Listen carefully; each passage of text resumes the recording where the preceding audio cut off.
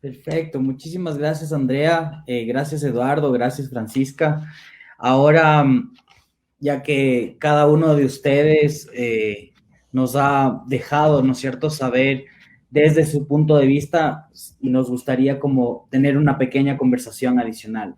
Yo voy a hacer como un pequeño ejercicio de unir varias ideas que son importantes y tal vez les voy lanzando unas preguntas para que ustedes desde su punto de vista nos puedan como resolver ciertas dudas que seguramente, como se ha dicho ya, pueden ser muy técnicas, pero son muy necesarias. Es decir, la gente que nos está viendo ahora eh, quiere comprender y eso se debe como ampliar a la sociedad para entender por qué estamos hablando de transición energética, ¿no es cierto? Eh, Me gustó muchísimo lo que dice Andrea de que la transición no es un objetivo. Como bien lo dijo Francisca, el objetivo es el Acuerdo de París, uno de los objetivos del Acuerdo de París, porque estamos sintiendo entre la ciencia y lo que está ocurriendo nos deja saber que tenemos que, como especie, avanzar en ciertos hitos importantes para poder seguir manteniendo esa especie. Es decir, no queremos que la temperatura gradual está subiendo y una de las maneras que se ha planteado es, ok, hablemos de una transición energética y eso nos ha convocado hoy aquí. Entonces, desde ciertos aspectos, tanto técnicos como desde policy o lo específico del hidrógeno verde, saber ciertas cosas sería muy interesante.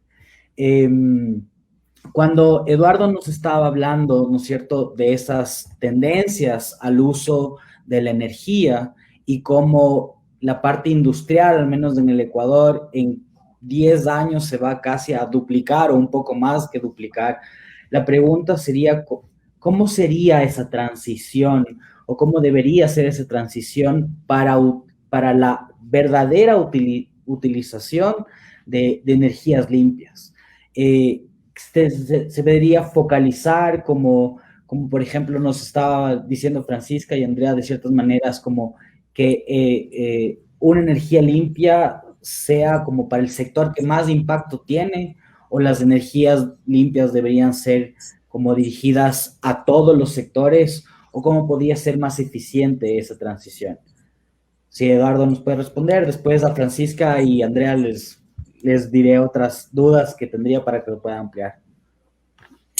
Sí, bueno, Pablo, yo creo que hay muchísimas oportunidades dentro de este camino que es la transición. Concuerdo muchísimo con el concepto de que es simplemente la vía de acción para cambiar el status quo que tiene el sector. Por otro lado, también me parece que ahora con un nuevo gobierno se pueden tener algunas nuevas prioridades, ¿no? En la parte ya más de política energética. La oportunidad del sector privado en la participación es única. Ahora ya no tenemos nosotros como país la capacidad de endeudamiento que lo teníamos hace 10 años o hace 8 años, donde se empezaron a construir muchos proyectos hidroeléctricos y ahora simplemente estamos tan endeudados y por eso el sector de la electricidad tiene un déficit tarifario tan alto que simplemente ya no es tan fácil este tema del financiamiento, ¿no? Por ejemplo, se han buscado este tipo de delegaciones, ¿no? De la operación y mantenimiento de algunas centrales grandes. Lo anunció el gobierno anterior en el caso de Sopladora y en el caso del Coca-Codo, que esta parte ya más autónoma de operación y mantenimiento ya no la podía sostener el gobierno y la inició los procesos de delegación de operación y mantenimiento. También hay nuevas políticas, por ejemplo, en Colombia se autorizaron algunos procesos de licitaciones de energía renovable grandes que posibilita una incorporación masiva de sistemas fotovoltaicos, sistemas eólicos a la matriz, sin que sean solamente dependientes de una central, como tenemos nosotros un 25 o 26% de generación, dependemos del Coca-Cola Sinclair, y ahora tenemos una situación bastante difícil que solventar con la erosión regresiva. Creo que hay una oportunidad muy grande también en una redefinición del plan maestro energético, ese que estamos planteando al 2050, ya no solamente ver un horizonte 2030, sino incorporar también todas las otras áreas, que es la área minera, que es es el área de hidrocarburos, que tienen que estar considerados simultáneamente con una visualización de nuevos escenarios energéticos. Entonces, hay muchísimas posibilidades. También en el caso de las tarifas eléctricas, que es la parte ya más común. Por ejemplo, común para todo el usuario, ver que su factura refleje simplemente los costos reales. Y ahí yo creo que hay que hacer un énfasis muy grande. Hay un déficit de la independencia del regulador, una falta de transparencia también sobre costos reales. No se han considerado todos los costos de tarifas como en los proyectos públicos, sobre todo, ¿no? En los proyectos privados, el privado lo tiene muy claro, entonces hace su generación eficiente y no determina ningún financiamiento a través del presupuesto general del Estado, donde puedes encubrir un montón de costos que no se ven y son realmente costos ineficientes de operación. También falta mucho incentivos de desarrollo, ¿no? Para el sector industrial y sobre todo para el tema de eficiencia energética. Los marcos normativos están puestos, pero no hay una obligación de cumplirlos. Entonces, mientras no haya una obligación, tampoco lo vas a cumplir. Simple, Claro. es tan claro como eso. Y por ejemplo, tú nos decías, ¿no es cierto?, que el valor estaba en 8.15 en Ecuador, pero debería estar como en 15 a la par de Chile. Eso permite abrir una posibilidad de que al sincerar, digamos, esos costos, se puedan abrir nuevos proyectos con energía limpia que nos ayuden en esa transición energética.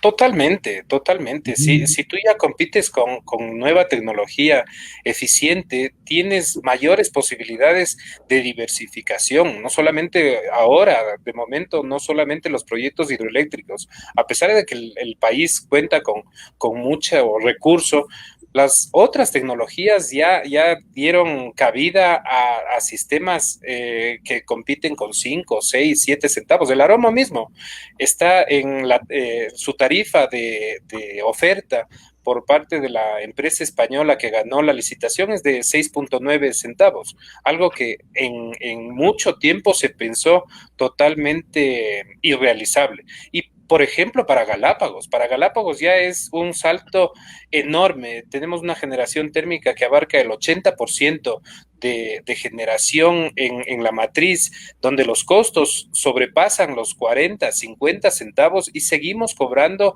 10 centavos y no permitimos, lo peor de todo ese esquema es no permitimos una inclusión de proyectos privados que pueden estar vendiéndose a 20, 25, 30 centavos en vez de estar generando a 40 y 50 centavos. Entonces, hay muchísimas oportunidades. Yo creo que en ese espacio de transición, en los nuevos escenarios, se tiene que pensar una política transversal, inclusiva, que pueda fomentar que el prosumidor, que el productor y consumidor se incorpore dentro de la matriz, ¿no?